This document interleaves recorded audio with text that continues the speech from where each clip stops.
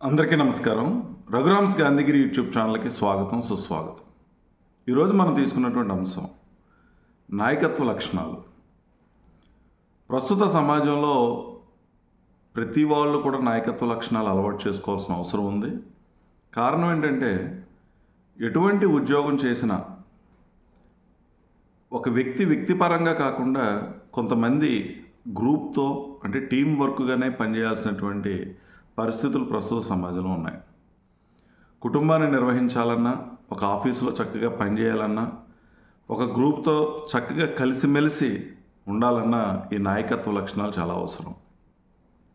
ఇక సమాజంలో సేవ చేసేటటువంటి వాళ్ళు, రాజకీయపరమైనటువంటి కార్యక్రమాల్లో పాల్గొనే వాళ్ళకి ఈ నాయకత్వ లక్షణాలు లేకపోతే ఆయా రంగాల్లో అసలు నిలబడేటువంటి పరిస్థితి కూడా ఉండదు. కాబట్టి నాయకత్వ లక్షణాలు అనేవి ప్రతి మనిషి అలవాటు చేసుకోవాల్సిన అవసరం ఉంది. అది విద్యార్థి దశ నుంచి ఈ లక్షణాలు ఎవరైతే పుణికిపుచ్చుకుంటారో వాళ్ళు ఖచ్చితంగా గొప్ప నాయకులుగా ఎదిగేటటువంటి పరిస్థితి ఉంది. ఏదైతే మన లక్ష్యాన్ని నిర్దేశించుకున్నామో ఆ లక్ష్య నిర్దేశానికి నువ్వెంత కష్టపడాలో నీతో పాటు ఉన్నటువంటి వాళ్ళు కూడా అంత కష్టపడితేనే కానీ నువ్వు అనుకున్నటువంటి లక్ష్యం చేరలేవు.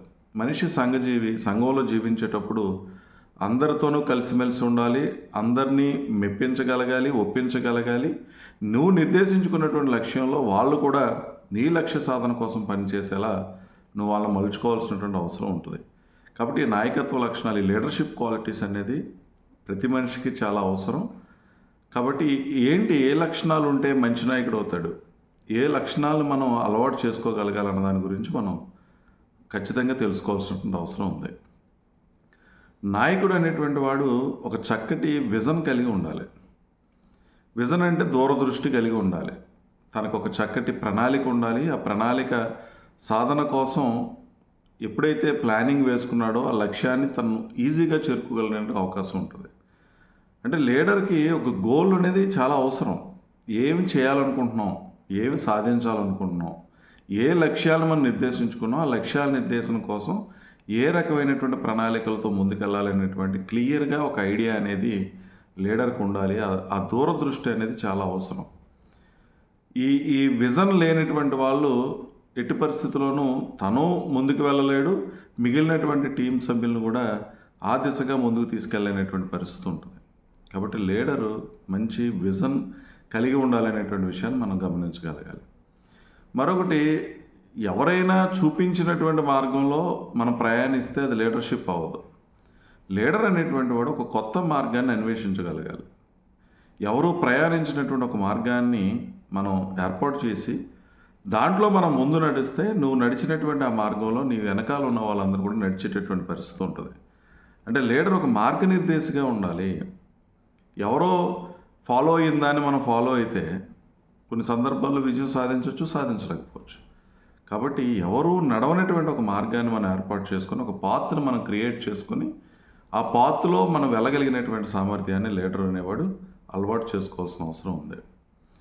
అలాగే లీడర్ యొక్క మరొకటి క్వాలిటీ ఏంటి అని అంటే, గెలుపోటముల్ని చక్కగా మేనేజ్ చేయగలిగినటువంటి సామర్థ్యం కావాలి. లీడర్ అనేవాడు గెలిచినా ఒకేలా తీసుకోగలగాలి, ఓడినా దాన్ని ఒకేలా తీసుకోగలగాలి. ఆ స్థితప్రజ్ఞత అనేది చాలా అవసరం. ఎప్పుడైతే ఓటమి ఎదురైందో వెనకడుగు వేసేస్తే తనతో పాటు తన కూడా ఉన్నటువంటి టీం కూడా ఇబ్బందులు పడేటువంటి పరిస్థితి ఉంటుంది. కాబట్టి గెలుపోటములని మేనేజ్ చేయగలిగినటువంటి సామర్థ్యం ఉండాలి. ఈ గెలుపోటములను మేనేజ్ చేసేటప్పుడు కూడా లీడర్కు చక్కటి క్వాలిటీ ఒకటి ఉండాలి. ఏంటి అని అంటే, ఏ సందర్భంలోనైనా సరే అపజయం ఎదురైనప్పుడు, ఓటమి ఎదురైనప్పుడు, వాళ్ళు అనుకున్నటువంటి పని సాధించలేనప్పుడు ఆ బాధ్యతను లీడర్ తీసుకోగలగాలి, తన మీద వేసుకోగలగాలి. ఆ ఓటమికి పూర్తి బాధ్యతను తను వహిస్తున్నట్టుగా ప్రకటించగలగాలి. ఆ సామర్థ్యం అనేది లీడర్కు ఉండాలి. అదే గెలుపు వస్తే మొత్తం టీం వర్క్ వల్ల గెలుపు వచ్చినట్టుగా అందరికీ ఆ గెలుపును పంచగలిగినటువంటి ఆ స్థాయి అనేది లీడర్కు ఉండాలి. కాబట్టి గెలుపోటములను సమానంగా తీసుకుంటూ ఈ ఓటమి అనేది ఎదురైనప్పుడు ఆ ఓటమి బాధ్యతను ఎవరైతే తీసుకోగలుగుతారో వాడే లీడర్ అవుతాడు. అంతేగాని ఎదుటి వాళ్ళ మీద నెట్టేయటం, మీరు సరిగా లేరు కాబట్టి, మీరు సరిగా చేయలేదు కాబట్టి మీ వల్ల ఇలా జరిగింది అనేటువంటి విధంగా ఎదుటి వాళ్ళ మీద నెపం నెట్టేసేటటువంటి వాడు మంచి లీడర్ అవ్వడు. బాధ్యత తను తీసుకోగలగాలి ఓటమిని. గెలుపు మాత్రం అందరికీ పంచగలిగినటువంటి పరిస్థితి ఆ లీడర్కి ఉండాలి. అటువంటి వాడు మంచి లీడర్ అవుతాడు. అలాగే నిర్ణయాలు తీసుకునేదానికి ధైర్యం అనేది లీడర్కి అవసరం. లీడర్షిప్ క్వాలిటీస్ ఎప్పుడు బాగా బయటపడతాయనంటే ఏ సమయంలో ఏ నిర్ణయం తీసుకోగలగాలో ఆ నిర్ణయాన్ని తీసుకున్నప్పుడు అంటే చక్కటి లీడర్ అవుతాడు. భయపడుతున్నాం అనుకోండి ఒక నిర్ణయం తీసుకోవడానికి, ఒక డెసిషన్ తీసుకోవడానికి ఎప్పుడైతే భయపడుతున్నామో మనం మంచి లీడర్ కాదు. ధైర్యంగా నిర్ణయాలు తీసుకోగలగాలి, మంచి చెడుల విశ్లేషణ తెలుసుకోగలగాలి. అట్ ది సేమ్ టైం ఒక సమస్యకి కొన్ని రకాలైనటువంటి పరిష్కారాలని ఎన్నుకోగలిగి దాంట్లో చక్కటి పరిష్కారాన్ని ఎవడైతే తీసుకోగలుగుతాడో వాడు మంచి లీడర్ అవుతాడు అనే దాంట్లో ఎటువంటి సందేహం లేదు. అలాగే లీడర్ అనేటువంటి ఒక ట్రాన్స్పరెంట్గా ఉండాలి. ఏ పని చేసినా పారదర్శకత అనేది చాలా అవసరం. సీక్రెట్లు మెయింటైన్ చేయడం, ఒకరి దగ్గర ఒకలా మాట్లాడడం, మరొకరి దగ్గర మరోలా మాట్లాడటం, తను తీసుకున్నటువంటి నిర్ణయాలు బయటికి చెప్పకపోవటం, తన మనసులో ఉన్నది బయటికి చెప్పకపోవటం, ఇలా గనక ఉన్నట్టయితే అతను మంచి లీడర్ అవడు. లీడర్ అనేవాడు ఖచ్చితంగా ట్రాన్స్పరెంట్గా ఉండాలి, పారదర్శకంగా ఉండాలి. తను చేసేటటువంటి ప్రతి పని కూడా పారదర్శకంగా ఉండాలి, అందరికీ తెలిసేలా ఉండాలి. ఎక్కడ కూడా సీక్రెట్లు అనేవి ఉండకూడదు అనేటువంటిది మనం గమనించాలి. కాబట్టి లీడర్ ఈ క్వాలిటీ అనేది చాలా అవసరం. అలాగే లీడర్ అనేటువంటి ఒక రోల్ మోడల్గా ఉండాలి. తన యొక్క క్వాలిటీస్ ఒక నోబుల్ క్వాలిటీస్ అని అయి ఉండాలి. నీతిగా, నిజాయితీగా, మాటకి అన్నామంటే ఆ మాట కట్టుబడే విధంగా, అబద్ధాలు ఆడకుండా, మోసం చేయకుండా, ఇవన్నీ ఎవరికైతే ఉంటాయో ఆ నోబుల్ క్వాలిటీస్, నిబద్ధత, నీతి, నిజాయితీ, మాటను నిలబెట్టుకునేటువంటి తత్వం, ఎవరైతే తన కూడా ఉన్నటువంటి వాళ్ళు ఎవరి ఇబ్బందుల్లో ఉన్నా సరే అండగా నిలబడగలగటం, దాన్ని వాదార్చగలగటం, వాళ్ళ గెలుపుని మన గెలుపుగా తీసుకోగలగటం, ఇవన్నీ ఎవరైతే ఆ మంచి క్వాలిటీస్ ఉంటాయో వాడు మంచి లీడర్ అవుతాడన్న దాంట్లో ఎటువంటి సందేహం లేదు. కాబట్టి ఈ క్వాలిటీస్ని ప్రతి మనిషి కూడా అలవాటు చేసుకోగలగాలి. మనం లక్ష్యాన్ని నిర్దేశించుకోగలగాలి. లక్ష్య నిర్దేశంలో ఎన్ని కష్టాలు వచ్చినా ఎదుర్కొనేటువంటి స్థాయిని మనం తెచ్చుకోగలగాలి.